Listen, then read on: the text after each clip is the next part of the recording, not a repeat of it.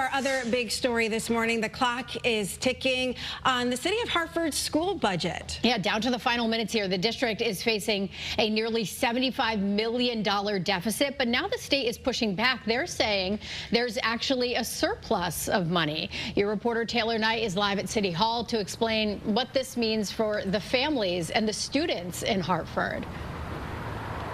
Well, this really is a budget battle between the city of Hartford and the state's Board of Education. The state is now conducting a financial audit on the district, questioning their calculations of a $75 million deficit.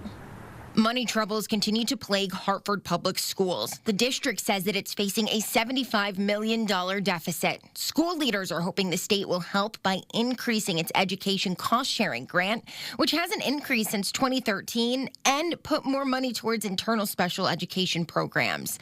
But instead, the state is conducting a financial audit of Hartford Public Schools. So far, the state says there's actually a $2.5 million surplus.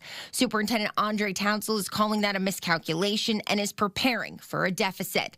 He says cutting positions is off the table, something Hartford parents agree with. Day in, day out, we are feeling the cuts. It is drastic. We are tired. We're serving multiple roles.